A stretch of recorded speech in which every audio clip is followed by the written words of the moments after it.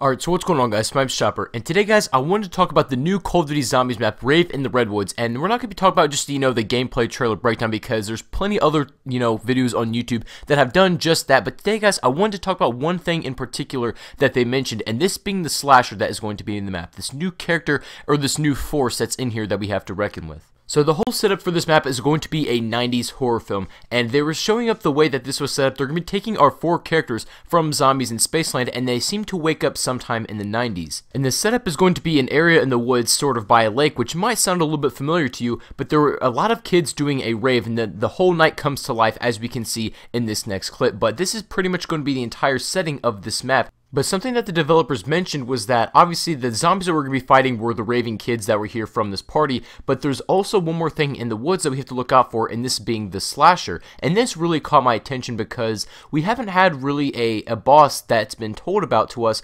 besides like the brute and Zombies in Spaceland, which we already kind of knew about, but we haven't really had one of these that they just kind of throw right off the bat in a very long time. Now, as you guys can see right here, this is our first image of the slasher, and this looks very reminiscent to Jason Voorhees from the Friday the 13th movies, as does the setting around this map. So you might be thinking that we're automatically going to be fighting Jason Voorhees, which would be, kind of a understandable assumption. And a lot of people have been telling me that they think that Jason is going to be the Easter egg boss battle, the final boss that we have to defeat in order to complete that Easter egg. But I have a couple problems with that. Number one is that they never show us, in any sort of trailer whatsoever, especially the first one we ever get, we have never seen the Easter egg boss battle, the actual villain that we have to fight in that cutscene. I think the slasher is going to be more either of a brute thing to where he spawns in every couple rounds, we have to fight him off, or it's going to be something similar to Call of the Dead, like a George Romero kind of thing. For those of you who have never played Call of the Dead, George Romero would follow you around with a movie camera that was electrified, and he would try to hit you with it. He would follow the zombies, but at a much slower pace. You could kill him, but it took a very, very long time, and he was just one of those things where he was more of an annoyance than anything, and I think that maybe the slasher could possibly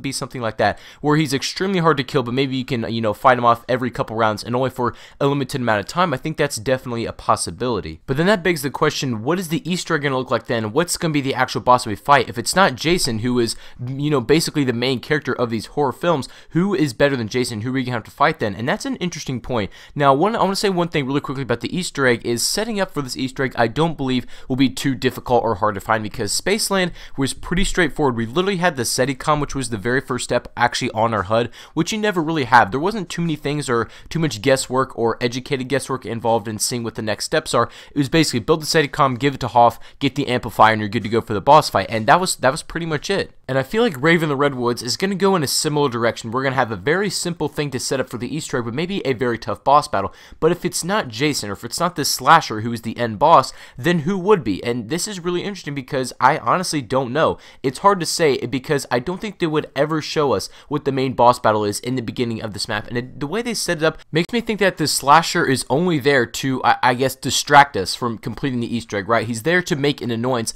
for us to not be focused on completing said main objective or main questline Easter egg, and he's just there to put, a stick in the mud.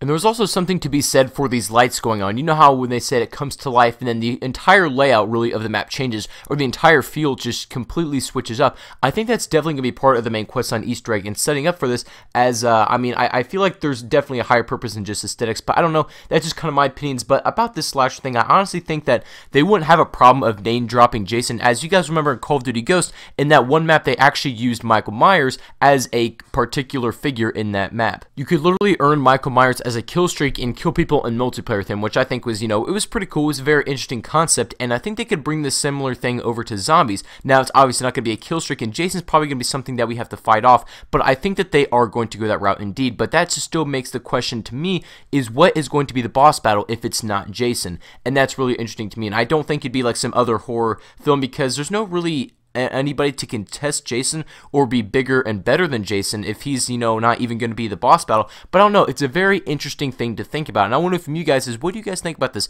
Who do you think the boss battle is going to be if it's not this slasher, if it's not Jason, whoever the slasher is going to be? Well, I mean, obviously we haven't confirmation that it is indeed Jason Voorhees, but they're pretty much alluding to that, I would say, and they just haven't name dropped him just yet, but maybe we'll see when the map comes out. But I want to know from you guys is, what do you think this boss battle is going to be? It's honestly hard to say, and I think it's a little bit too early to confirm it for sure. But right now, these are just my thoughts on Rave in the Redwoods and what I think potentially the Easter egg in the boss battle could be. So everybody, let me know your thoughts in the comment section down below. I'm really interested to see what you guys have to say about this, because we're going to be finding out very shortly. On January 31st is when this drops for PlayStation, so then we'll find out very quickly after that. But I'm excited to play this map. Hope you guys are as well. But let me know what you guys think about this in the comment section down below. If you guys did enjoy this, make sure to leave a like on the video, and also make sure to subscribe if you guys are new to the channel. Thank you all for watching the video again, and I will catch you guys on the next one.